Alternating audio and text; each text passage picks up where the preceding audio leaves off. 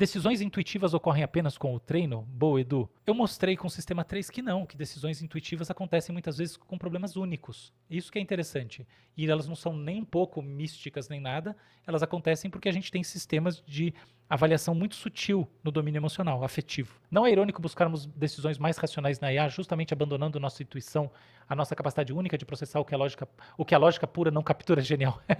Sempre genial. É totalmente irônico, justamente, né? No fundo, o que a gente acaba fazendo nessa hora é abandonando o recurso que não pode ser mimetizado pela máquina e simplesmente ficando num estado de redundância, por assim dizer, em que a gente e a máquina privilegia uma mesma forma, né, de ação, e é muito em função disso que a gente termina concluindo que a máquina é muito melhor que a gente para decidir em todas as situações, o que não é verdade. Eu mesmo falei agora há pouco, é verdade que ela age melhor num tipo de situação muito específica, recorrente, com histórico registrado, e em situações de acúmulo de dados. Então, famosa análise de risco de inadimplência, muita gente ao mesmo tempo e tal. Outras têm a pau. E é engraçado, porque no fundo, boa parte dessa disputa que a gente tem, seres humanos versus máquinas, e que deixa as pessoas deprimidas, desesperadas, vem da nossa escolha do que comparar com a máquina. Entende? Pensa bem, você quer comparar a sua capacidade aritmética com a da calculadora? Você vai sair deprimido, entendeu? Aqui é a mesma coisa vezes 1000. Então eu acho que você tem toda a razão, Gisele, muito bom ponto. Vou aqui no Samuel Vilela. A intuição realmente influencia nas nossas decisões ou ela é fruto do ambiente também? Intuição é uma síntese de inferências que a gente faz, informação que a gente capta do ambiente, com certeza. Mas ela influencia a decisão, sem dúvida.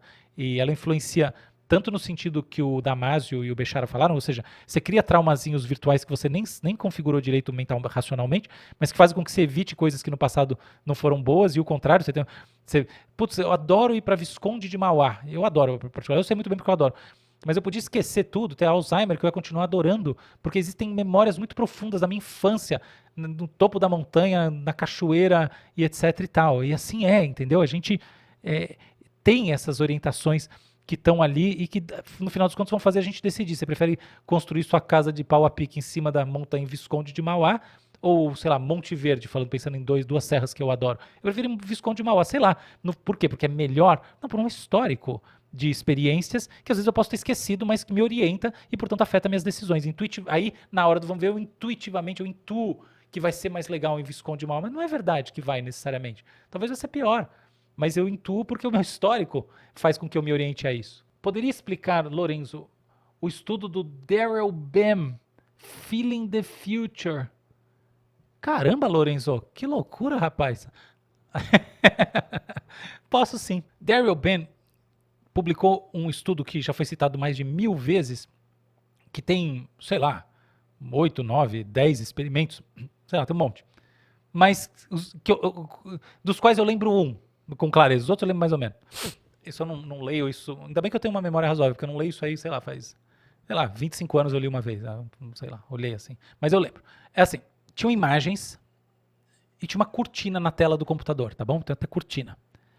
E olha que interessante, você tinha a pessoa, estava aqui na frente do negócio, do computador, primeira vez que foi feito não era nem computador, mas tudo bem. Tinha frente do computador, cortina, toda coisa cobrindo as imagens. E a imagem, por exemplo, era um feijão. Então, eu tinha aqui, eram com alunos universitários, de psicologia, se eu não me engano, eu creio que de psicologia. Aí tinha o feijão. E aí, a pessoa tinha que adivinhar onde estava o feijão. E ela arriscava. E é claro que o resultado final é que o acerto ficava em torno de 50%. Tá bom. Sei lá onde está o feijão. É um acaso, entendeu? Você não tem bola de cristal do feijão. Então, realmente, é o acaso. Aí, o Ben fazia uma segunda rodada. Então, ele botava uma cena que assim, era um homem hétero, então ele botava uma mulher pelada, bem gostosa, completamente pelada, ali. Era uma mulher, botava um cara e tal, uma coisa assim. Cobria do mesmo jeito. E a pessoa tinha que adivinhar onde que estava. O cara tinha que adivinhar onde que estava a mulher pelada. E a mulher, o cara que não era pelado no caso. Curiosamente, quando você vai fazer esse tipo de estudo, e você põe o homem pelado, era uma época, hoje em dia tá tudo tão moralista, você não pode fazer um estudo assim, vira um caos. Mas na época podia, a ciência, em certo sentido, avançava mais. Hoje avança muito mais em outros sentidos, mas hoje em dia é tudo tão careta que você não pode fazer um estudo desse, é um saco. Mas então, aí as mulheres escolhiam, eu lembro que tinha uma coisa dessas no estudo, que no final os caras não estavam totalmente pelados, mas eram uns peladões lá. E aí, beleza. E olha que interessante. O que sistematicamente ele mostrou é que nesse segundo caso, a taxa de acerto era maior do que 50%. Agora eu vou arriscar, mas eu lembro que era menos que 55%, tá? Porque eu lembro que tinha a questão dos 10%. Era tipo 53%, alguma coisa assim. E o que o Ben, ele explicou isso à luz do negócio chamado Psy, que é um símbolozinho, que parece um tridentezinho, que são esses fenômenos do tipo parapsicologia, leitura da mente, não sei o quê. E não sei o que, eu não quero diminuir, mas é esse tipo de coisa. E ele criou um conceito chamado de retrocausalidade. Retrocausalidade. O que é isso? É a ideia de que a gente é capaz de saber alguma coisa, por exemplo, do futuro, antes dela ter acontecido, ou a gente é capaz de se orientar a algo como no domínio do desconhecido, sem que a gente tenha uma pista material clara, quando aquele estímulo nos importa. Interessante, né? Então, isso explicaria porque quando você põe um feijão, a pessoa não acerta, mas quando você põe um prêmio, a pessoa acerta, uma recompensa, tá bom? A mulher pelada, o cara pelado é recompensa. Se fosse dinheiro, daria na mesma. Essa é a ideia, a pessoa acerta. E ele explica isso, eu lembro, era um papo meio evolucionário, assim. Ele falava assim, não, isso é porque está orientado, isso está alinhado ao nosso impulso evolucionário de encontrar as recompensas, mesmo quando a gente não está vendo elas, materializando elas na nossa frente. Há controvérsias, tá? Eu lembro, a última vez que eu ouvi falar desse assunto, que também foi outro dia, tipo, na virada do século, que eu olhei isso, tinha um papo, e não que na virada do século eu fosse um CEO, não, eu era criança do ponto de vista intelectual, mas eu gostava dessas coisas, eu lembro. Tinha uma meta-análise, um estudo que foi feito com várias replicações dessa, e que não mostrava bem esse efeito, mostrava que talvez o efeito não existisse, ou qualquer coisa assim. Ou seja, não necessariamente é verdade que isso aconteça, mas naquele estudo do Ben, que foi um estudo bem desenhado e tudo mais, ele não roubou no jogo. Isso aconteceu. Pode ter sido a maior zebra estatística, tá bom? Isso acontece, zebras estatísticas acontecem. Mas o ponto importante da história toda é essa noção de que a gente talvez se oriente às coisas, a hipótese dele, sem que a gente conheça de verdade. E eu entendo por que você colocou esse ponto, Lourenço, achei muito bom, porque isso seria uma espécie de intuição, né? Mas uma intuição num nível muito transcendental. E não tem nada de absurdo do ponto de vista histórico esse nível muito transcendental, tá? Isso que é legal. Então, por exemplo, uma explicação clássica do que é a intuição é a seguinte. Clássica, assim, super importante e pré-moderna. As nossas mentes, imagina que a nossa mente é como, imagina que o nosso corpo é igual um pirulitinho, assim, um palitinho, e na ponta tem sei lá, uma bolinha magnética. E aí, tá um pirulitinho, por exemplo, o cabinho é de borracha, ele não transmite eletricidade, mas a cabecinha transmite. E aí tem uma nuvem elétrica, uma nuvem de espuma que tem uns fiozinhos passando corrente, estou inventando aqui, tá bom? E aí, a nossa mente, quando você está com o pirulito na mão, assim, você está isolado, ela funciona sozinha. Mas tem uma hora, tem várias situações, a nossa cabeça está nessa nuvem. É tipo como se os pirulitos estivessem à venda no supermercado, eles estão lá numa nuvem, você puxa assim para comprar. E nessa nuvem que passa essa corrente, todas as mentes estão ali, portanto a corrente está passando por todas elas.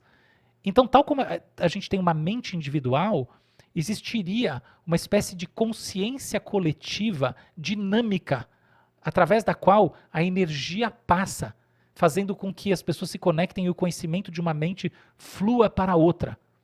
Nessa hipótese, o que aconteceria é que da mente do experimentador sairia uma possibilidade, a mente do experimentador que sabe onde que está a mulher pelada, seria uma espécie de portal para a mente do experimentado que quer descobrir onde ela está. E essa relação entre as duas pessoas levaria à transmissão dessa informação sem que explicitamente isso fosse colocado. Essa, por exemplo, é uma das maneiras como tem um negócio muito interessante, que são o Yuri Gagarin, que foi um ilusionista muito importante, mais importante da história. Ele foi testado em laboratórios da CIA. E saiu um relatório, isso é outra coisa que eu vi uma vez, eu vou arriscar, não, eu tenho certeza. Saiu um relatório em 1974 com as baterias experimentais com o Yuri Gagarin, e assim, os experimentos são uma loucura. O cara estava isolado numa sala, é a CIA, tudo filmado, blá, blá, blá, blá, blá, blá, e o cara adivinhava o que aparecia na tela, se aparecia ou não aparecia uma imagem na tela, num computador num segundo prédio da CIA, a 300 metros de distância, quando os caras estavam se comunicando pelo rádio, qualquer coisa assim, sabe? Uma coisa que é tipo com uma taxa muito acima do acaso. Então, esse é o papo. Então, essa seria uma explicação, uma espécie de... Há uma consciência coletiva a qual as consciências individuais se ligam, gerando uma experiência de verdade. Eu acho que uma das ideias mais importantes do mundo, sem dúvida, é essa de mentes conectadas para a psicologia, espiritualidade da vida real, tudo. Então, isso a gente, médiums, vamos fazer aqui, as ideias mais importantes do mundo sobre isso. Não vou entrar nesse assunto, simplesmente eu vou dizer agora, para ser simples e direto, que essa é uma hipótese, mas é uma hipótese que, assim, ela não se encaixa perfeitamente com os modelos mais tradicionais de representação da consciência e das pistas que uma pessoa transmite para outra de maneira não verbal. De fato existe isso, o ilusionista muitas vezes leva uma pessoa a revelar alguma coisa que ela nem sabia que ela estava revelando, com pequenas coisinhas, tipo quer descobrir que número que é, pergunta umas coisas e através da maneira como a pessoa age, ele faz uma inferência e essa inferência muitas vezes está certa. Então tem tudo isso, mas não necessariamente uma consciência coletiva, essa coisa toda, sabe? Então, vamos deixar isso aqui para depois, porque merece uma exploração muito mais cuidadosa e respeitosa. Por agora, vamos dizer que não é o papo da ciência, não é o convencional. Não é o convencional. Então, não sendo convencional, vamos dizer que o resumo da ópera é que a retrocausalidade, essa capacidade da gente descobrir onde que está a recompensa quando a gente não sabe, que no fundo é a intuição do sujeito que aposta na loteria, que joga uma bet, qualquer coisa. O sujeito sabe, muitas vezes, a não ser que ele seja muito ignorante, que monetariamente não faz sentido, tem que ser muito burro, não só ignorante, burro pra caralho, né? Porque pensa, existe uma indústria inteira, um monte de gente ficando rica, a Virgínia ganhando milhões e tudo mais, e enfim, entende? E o que sobra para dividir, paga imposto para burro, e o que sobra para dividir entre os ganhadores, é claro que o que sobra tem que ser bem pouquinho. Isso assumindo que a Bet é honesta, e eu acho que a maior parte é mesmo quando está dentro desse desenho. São as mordidas que são grandes, não é a desonestidade para pagar o prêmio. Pois bem, mas a pessoa sente que ela tem essa capacidade de inferir alguma coisa, essa retrocausalidade. É como se ela pudesse fazer esse mergulho no futuro. Igual eu falei, mental time travel, viagem mental através do tempo. Esse princípio que faz a gente imaginar um futuro hipotético é atribuído de realidade material por muita gente. A pessoa acha que não é que ela é capaz de imaginar o futuro, não, ela é capaz de dizer como ele vai ser de verdade. E aí que o negócio eventualmente descamba, tá bom?